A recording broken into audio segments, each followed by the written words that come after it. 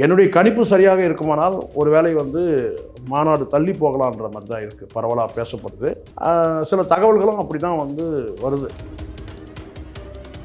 மாவட்ட அளவில் எவ்வளோ ஸ்ட்ரக்சர் உருவாயிருக்குன்றது மாநாட்டில் கூட தெரிய வரலாம். ஆனால் கட்சியோட ஸ்ட்ரக்சர் எவ்வளோன்றதே இப்போ நமக்கே தெரியாத ஒரு சூழ்நிலை. பார்வையாளர்களே புஷியானதை தவிர்த்துட்டு வேறு யாரும் தெரியாது. மக்களுக்கான இயக்கம் தானே, ஒரு தீவிரவாத இயக்கம் அல்ல. எல்லாத்தையும் ரகசியம் காக்கணுன்றதோ அல்லது முதல்கட்ட நிர்வாகிகள் யாருன்றது கூட தெரியாமல் என்ன சொன்னால் ஒரு வாயிருந்தும் பேசாதவங்களா இருக்கிறாங்க எல்லாருமே. ஒரு மாநாடு இந்த பேச்சுக்கள் தொடங்கினதுலேருந்தே நான் சொல்கிறேன், எல்லாமே பார்த்திங்கன்னா தள்ளி போகிற மாதிரி இருக்குது. டேட்டுகள் இப்போ போகிற போக்கில் மற்றவங்க சொல்கிறதே நம்ம கூர்ந்து கவனிக்கிறோம் தான். ஒவ்வொன்றுத்துக்கும் இவங்களே காலதாமதம் நிறைய எடுத்துக்கிறாங்க. 33 நிபந்தனைகள் படித்தாலே என் பார்வைக்கு நான் சொல்கிறேன், நீங்கள் இல்லை, விஜய் இல்லை, நான் இல்லை, யாருமே பண்ண முடியாது சார். மாநாடு நடத்த முடியாது. அதுதான் சொல்ல போகிறீங்க. அங்கே மக்கள் ஸ்ட்ரென்த்து காட்டுறதுலேயே உங்களுக்கு 50,000 ஆகி 20,000 ஆகி அப்படி தானே போயிட்டு. சில முன்னாள் அமைச்சர்கள் தமிழக வெற்றி கழகத்தில் இணைய போகிறாங்க சார். உண்மை சார், அது உண்மை. சர்வ கட்சியில் இருக்கிற முன்னணி தலைவர்கள் நீங்கள் எதிர்பாராத நபர்கள்லாம் போய் இணையத்துக்கு தயாராக இருக்கிறாங்கன்றது தான் உண்மை.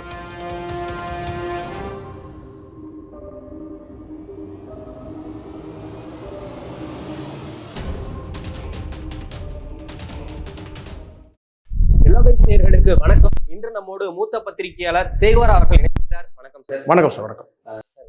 33 நிபந்தனைகளும் தமிழக வெற்றி கழகம் மாதிரி ஒரு தனி டாபிக்கே ஓடிட்டு இருக்கு.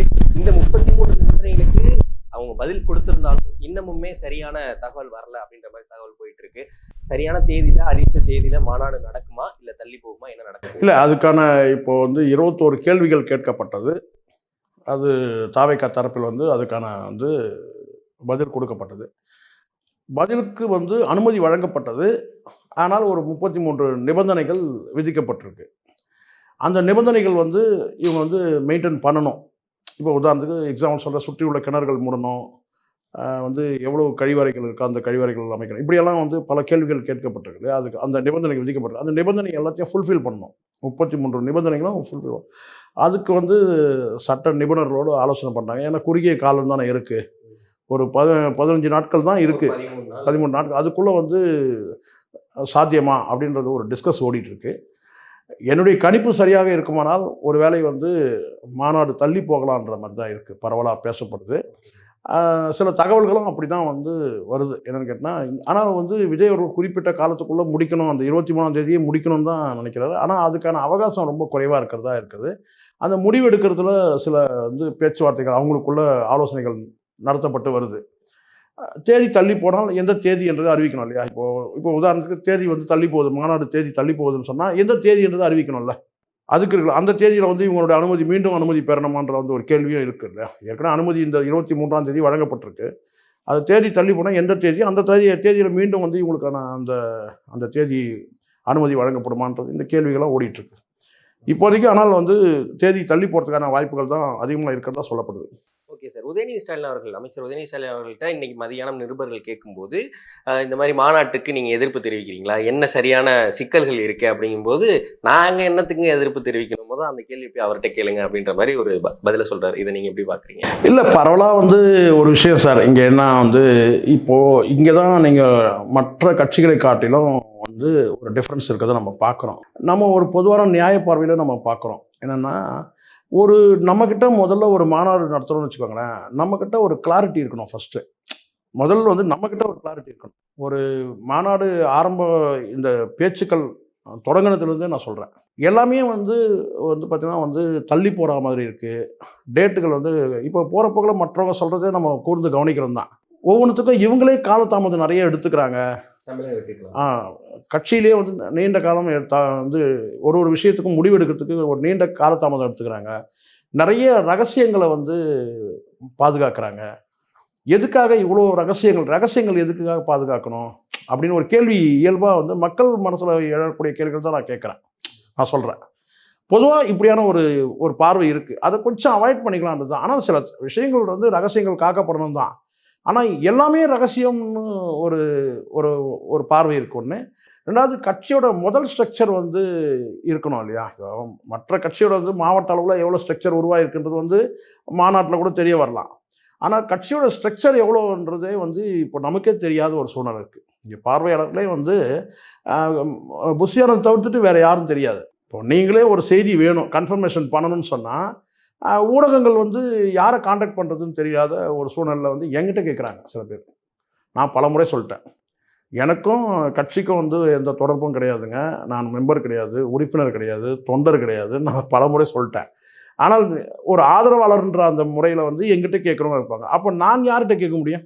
நான் யார்கிட்ட கேட்டு சொல்ல முடியும்? எந்த ஒரு ஒரு முடிவாக இருந்தாலும் இப்போ காலையிலேருந்து கேட்டுட்டு இருக்கிறாங்க. என்ன சார் மாநாடு தேதி தள்ளி போகுமான்னு கூட அந்த மாதிரி ஒரு சமிக்கைகள் கூட எதுவும் தெரியல. தள்ளி போகுமா அல்லது வந்து அதே தேதி நடக்குமான்னு கூட தெரியல. ஸோ இவ்வளோ ரகசியங்கள் வந்து மற்ற கட்சிகளில் வந்து அந்த மாதிரி பார்த்ததில்லை. அதிமுக இருந்தால் கூட பார்த்தீங்கன்னா சில சோர்சஸ் மூலமாக தகவல் தெரிய வரும். இது வந்து ஒரு ஒரு என்ன சொல்ல மக்களுக்கான இயக்கம் தானே, ஒரு தீவிரவாத இயக்கம் இல்லைல்ல. எல்லாத்தையும் ரகசியம் வந்து காக்கணுன்றதோ அல்லது முதல்கட்ட நிர்வாகிகள் யாருன்றது கூட தெரியாமல் ஒரு என்ன சொன்னால் வந்து ஒரு வாயிருந்தும் பேசாதவங்களா இருக்கிறாங்க எல்லாருமே. ரெண்டாவது அடையாளமும் நமக்கு தெரியல. புஷியானதை தவிர்த்துட்டு வேறு அடையாளம் நமக்கு தெரியல. அது எனக்கு வந்து கொஞ்சம் வந்து ஒரு கட்சியை ஜனநாயகப்படுத்துறதுலே இவங்ககிட்ட கோளாறு இருக்கிற மாதிரி எனக்கு தெரியுது. இப்போது ஒரு ஒரு கட்சி வந்து தன்னிச்சு அவங்க அறிவிக்கிறாங்க, நாங்கள் கூட்டணி வந்து இந்த ஒரு குறிப்பிட்ட கட்சியோட கூட்டணியே தெரிவிக்கிறாங்கன்னு வச்சுக்கோங்க. அது சீமானா இருக்கட்டும், அது வேறு யாருன்னா இருக்கட்டும். சீமான் அவர்கள் சொல்கிறாரு வந்து நான் வந்து தாவேகாவோட கூட்டணி, தம்பியோட கூட்டணிக்கு வந்து தம்பி தான் முடிவு எடுக்கணும்னு சொல்கிறாரு வச்சுங்களேன். நீங்கள் முடிவு எடுங்க, முடிவு எடுக்காமல் போங்க. ஆனால் ஒரு தலைமை, ஒரு கட்சியோட தலைவர் வந்து அது மாதிரி ஒரு கேள்வி எழுப்பும்போது அதுக்கு ஏதாவது உங்கள் தரப்புலேருந்து ஒரு ரியாக்ஷன் இருக்கணும்ல. அடிப்படையில் எல்லாமே அடிப்படையிலே வந்து இவங்ககிட்ட ஏதோ சின்ன சின்ன கோளாறுகள் வந்து அது வந்து போதாகரமாக ஆகுது. எப்படி இந்த பபுள்ஸ்லாம் ஒன்றா சின்ன சின்ன பபுள்ஸ் வந்து அப்படியே மொத்தமாக சேர்ந்துடும் பாருங்க, பார்த்துருப்பீங்க நீங்கள். இந்த சோப்பில் வந்து பபுள்ஸ்லாம் சேர்ந்து மொத்தமாக அந்த மாதிரி இருக்குது. சின்ன சின்ன குறைகள் எல்லாமே சேர்ந்து ஒரு தலைவர் வந்து கூட்டணி பற்றி கேட்கும்போது தம்பி தான் முடிவு எடுக்கணும்னு சொல்கிறாருன்னா, அப்போது தம்பி வந்து என்ன முடிவு எடுக்கிறாருன்னு சொல்லலாம், அல்லது இன்னும் முடிவு எடுக்கலைன்னு கூட சொல்லலாம். இன்னும் வந்து எங்களுக்கு வந்து நாங்கள் இன்னும் வண்டி ஸ்டார்ட் ஆகலைங்க, எங்கள் மாநாட்டில் தான் வண்டி ஸ்டார்ட் ஆக போகுது, வண்டி ஸ்டார்ட் ஆன பிறகு நாங்கள் யாரெல்லாம் வந்து லிங்க் பண்ணிக்கிறதுன்றதை நாங்கள் சொல்கிறேங்க, எந்தெந்த கோச்செலாம் மாற்றுறதுன்றதை நாங்கள் சொல்கிறேங்கன்னு சொன்னால் அது கரெக்டு. ஆனால் வண்டி கிளம்புமா கிளம்பாதா, வண்டி எப்போ கிளம்பும், இது எல்லாமே சந்தேகத்திலே இருக்குது இல்லை. வண்டி எப்போ ஸ்டார்ட் ஆகுன்றதே சந்தேகம் இருக்குது. ஸ்டார்ட் ஆகிறதுக்கு என்ன ப்ராப்ளம்ன்றதும் வந்து எல்லாமே ஒரு வெளிப்படைத்தன்மை வேணும் இல்லை. இப்போது பகிரங்கமாக வந்து அரசு தரப்பில் அறிவிக்கிறாங்க. நான் கேட்டேன்னா, நாங்கள் எந்த வகையிலையும் வந்து தடை விதிக்கவே இல்லை. காவல்துறை தரப்பில் வந்து ஒரு நோட்டீஸ் வெளியிடுறாங்க. எங்களுக்கு நாங்கள் வந்து எந்த வகையிலையும் நாங்கள் வந்து அனுமதி, அவங்க கேட்ட தேதி 23ஆம் தேதி நாங்கள் அனுமதி வழங்கப்படுது, எங்களுக்கு எந்த விதமான இடையூறும் தடையும் நாங்கள் ஏற்படுத்தணும்னு சொல்கிறாங்க. அரசு தரப்பில் சொல்கிறாங்க. உங்கள் தரப்புலேருந்து யாராவது ஒருத்தர் பேசணும்ல. புஷியானதை கூட சொல்லட்டும், இந்த மாதிரி வந்து 21 கேள்விகள் கேட்டாங்க, நாங்கள் பதில் கொடுத்தோம், எங்களுக்கு 33 நிபந்தனைகள் விதிக்கப்பட்டிருக்கு, அது சம்மந்தமாக நாங்கள் வந்து சட்ட ஆலோசனை செய்து வரோம்னு சொல்கிறதுல என்ன கஷ்டம்? ஆனால் இந்த 33 நிபந்தனைகள்ன்றது ரொம்ப அதிகம். அதுவும் ஆரம்ப ஸ்டேஜில் இருக்கும்போது சார், அந்த 33 நிபந்தனைகள் படித்தாலே என் பார்வைக்கு நான் சொல்கிறேன், நீங்கள் இல்லை, விஜய் இல்லை, நான் இல்லை, யாருமே பண்ண முடியாது சார். மாநாடு நடத்த முடியாது. அதுதான் சொல்கிறேன். அதுதான் அந்த மாநாடு நடத்த முடியாது.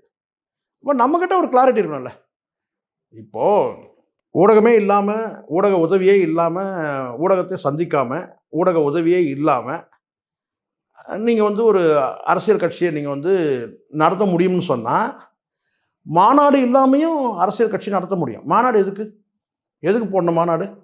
மாநாடு எதுக்கு போடணும்? பெரும்பான்மை எனக்கு மக்கள் அப்போது மக்களுடைய ஸ்ட்ரென்த்தை காட்டணும்னு போகிறீங்க. அங்கே மக்கள் ஸ்ட்ரென்த்தை காட்டுறதுலேயே உங்களுக்கு வந்து 50,000 ஆகி 20,000 அப்படி தானே போயிட்டுருக்கு. என்னுடைய அடுத்த கேள்வி அதான். முதல் 1,00,000 நாங்க இப்போ வந்து இருக்கை. அப்போ எதுக்குன்ற இந்த மாநாடே தேவையில்லைன்ற. இந்த மாநாடு நேரடியாக நடைபெற நடந்துட்டு போகலாம், மக்களை சந்திக்கலாமே. இங்கே மாநாடு வந்து ஒரு கேள்விக்குறியாச்சு சார். இது வந்து நான் இங்கே மனசில் இருக்கிறது நான் எப்போவுமே சொல்லிடுவேன். அது வந்து தாவேகாக்கு நான் ஆதரவாளராக இருந்தாலும் கூட வந்து நெகட்டிவாக நான் எதுவும் பேசலை. அப்படி தவறுனா சுட்டி காட்டும், அது வேறு விஷயம். எனக்கு அந்த துணிச்சல் இருக்குது எப்போவுமே. எந்த கட்சியாக நான் ஆதரிக்கிற ஒரு கட்சி இருந்தனாலேயே அதில் இருக்கிற தவறுகளை சுட்டி காட்டக்கூடாதுன்னு கிடையாது. இப்படியான ஒரு மாநாடு எதுக்குன்னு கேட்குறேன். இந்த மாநாடே தேவையில்லைன்ற நான். மாநாடு இல்லாமல் கூட கட்சி நடத்த முடியும், அதை ப்ரூவ் பண்ணி காட்டுங்க, நேரடியாக மக்களை சந்திங்க. ஒரு எப்படி வந்து ரெட்டி வந்து ஊர்வலம் போனார், ஜெயிலேருந்து வந்த உடனே வந்து ஜெகன்மோகன் ரெட்டி வந்து ஒரு ஊர்வலம் போனார். அந்த மாதிரி நீங்கள் வந்து ஒரு நடைபயணம் பண்ணுங்கள், நடைபயணத்தை மக்களை சந்திங்க, மாநாடுன்றது வந்து உண்மையிலேயே அந்த மாநாடு பிரம்மாண்டமாக நடக்கணும்னா பெரிய மைதானத்தில் உங்களுக்கு ஏற்ற ஸ்ட்ரென்த்து, அதாவது விஜய் அவர்களுக்கு ஏற்ற அளவுக்கு ரசிகர்கள் வந்து அந்த மக்கள் சக்தியை காட்டணும். விஜய் ரசிகர்களுடைய தொண்டருடைய தாவேகா தொண்டருடைய சக்தியை காட்டணும்னா இந்த விக்கிரவாண்டி மைதானமே போதாது.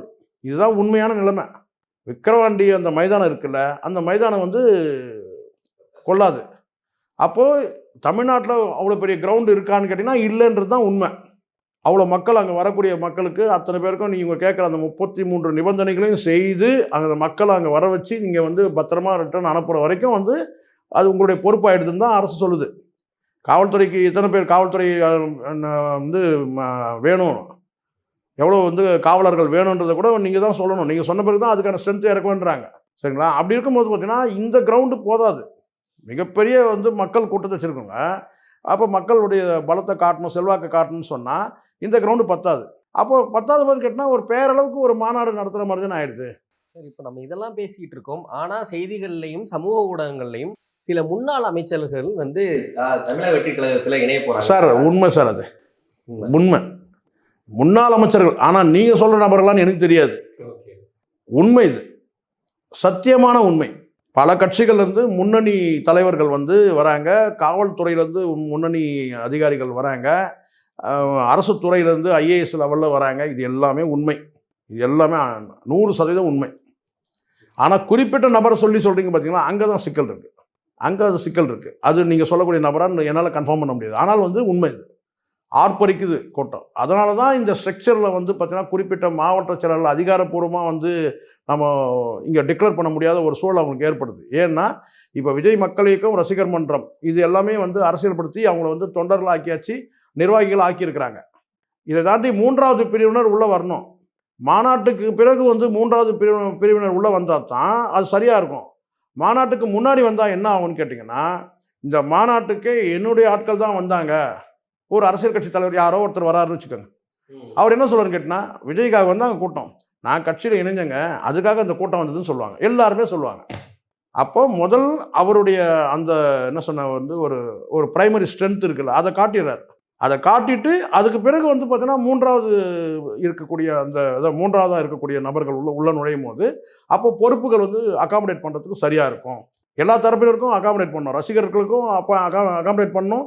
விஜய் மக்கள் இயக்கத்தில் இருக்கிறவங்க வந்து போஸ்டிங் அகாமடேட் பண்ணணும். இவங்களுக்கும் வந்து 3வது பிரிவாக வராங்க இல்லையா, அவங்களுக்கும் அகாமடேட் பண்ணணும். அப்போ இப்போ வந்து அவங்க வந்து சேர்க்கறது சரியாக இருக்காது. மாநாட்டில் வந்து முடிஞ்ச பிறகு அடுத்தடுத்த நாட்களில் வந்து நடக்கக்கூடிய நிகழ்வுகளை வந்து இவங்க போய் சந்திக்கிற மாதிரி இருக்கலான்றது தான் ஒரு தகவல் சொல்லப்படுது. நிச்சயமாக அது உண்மை. மற்ற எல்லா கட்சியிலையும், சர்வ கட்சியிலும் இருக்கிற முன்னணி தலைவர்கள் நீங்கள் எதிர்பாராத நபர்கள்லாம் போய் இணையத்துக்கு தயாராக இருக்கிறாங்கன்றது தான் உண்மை. Okay sir. நீங்களே ஆச்சரியப்படுவீங்க, என்ன சார் இவர் போய் இணைஞ்சிட்டாரு, இவர் போய் அப்படின்னான ஒரு பேச்சு வரும். அது உண்மை. ஆனால் அத்தனை பேருக்கும் வந்து கதவு சாத்தி வச்சுருக்காங்க. ஏன் சாத்தி வச்சுருக்காங்கன்னு கேட்டால், இந்த மாநாடு முடியட்டும், முடிஞ்ச பிறகு வரட்டும் அப்படி சொல்லிட்டு. இப்போ மாநாடே வந்து இப்போ தள்ளி போகுது. இப்போ வேறு மாதிரியான நிலைப்பாடுகளை எடுப்பாங்கன்ற.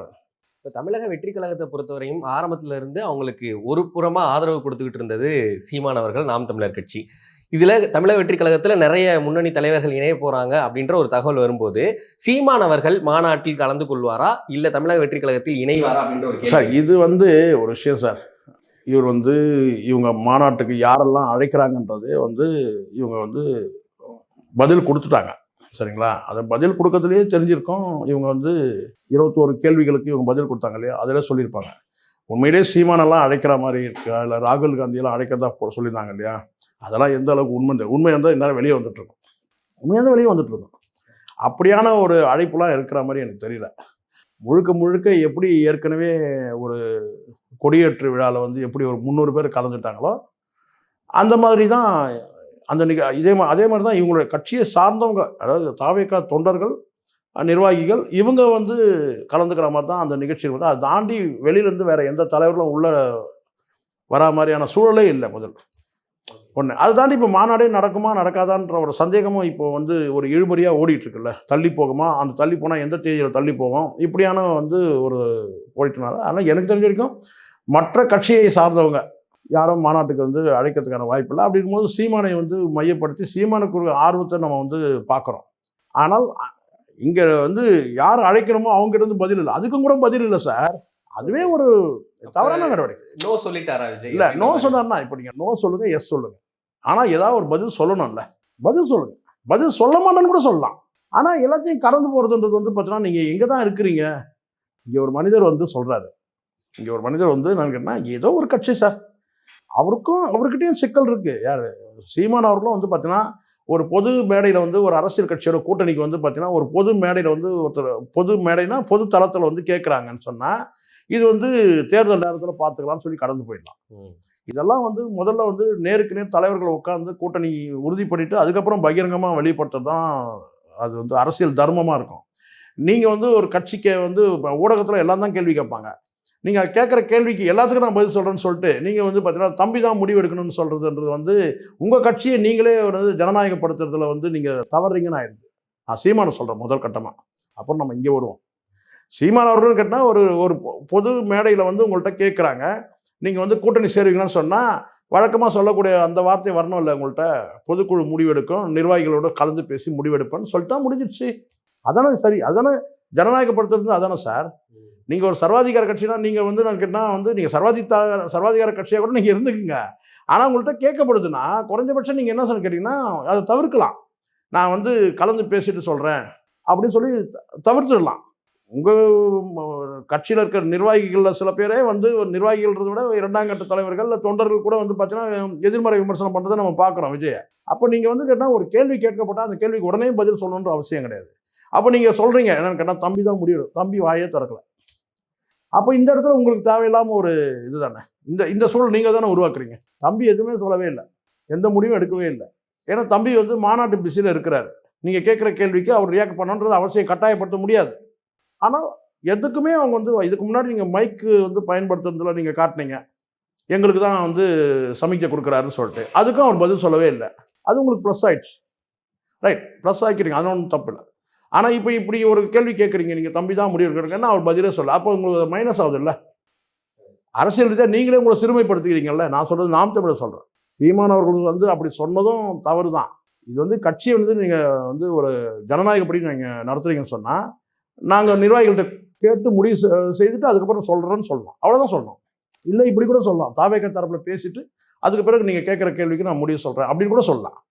அதை விட்டுட்டு நீங்கள் போகிற போக்கில் வந்து மேடையில் நின்றுட்டு தம்பி தான் முடிவு எடுக்கணும்னா இதுனா இதுவாக வச்சுட்ருக்கீங்க சொல்லுங்க பார்க்கலாம். இது வந்து ஒரு பொறுப்பான பேச்சு கிடையாது. அரசியல் கட்சி தலைவர் அப்படி பேசக்கூடாது. இப்போ இவர்கிட்ட கேட்குறாங்க இபிஎஸ் கிட்ட, செஞ்சி ராமச்சந்திரன் வந்து கட்சியில் போய் இணைஞ்சிட்டாருன்னு கேட்குறாங்க.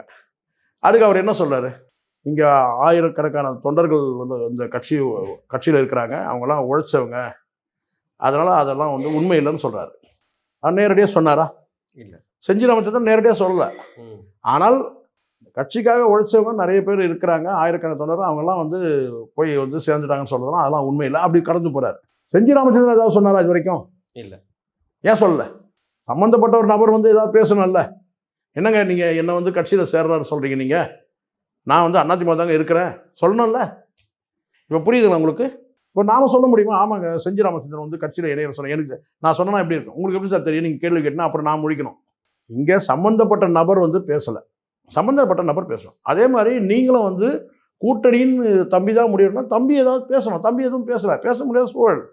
அங்கே மாநாட்டு பிரச்சனை இருக்குது, அவங்க வேலையை அவங்க பார்த்துட்டு இருக்கிறாங்க. இப்போ போய் நீங்கள் கூட்டணியை பற்றி பேசிகிட்டு இருக்கீங்க. இன்னும் 26 இருக்குது. இப்போ புரியுதுங்களா இங்கே என்ன கோளாறுன்னு? அவசரம், அரசியல் கட்சியில் வந்து ஒரு நிதானம் வேணும். சீமான் கிட்ட அந்த நிதானம் இல்லை, அவங்ககிட்ட நிதானம் இருக்குது, ரொம்ப நிதானம் இருக்குது.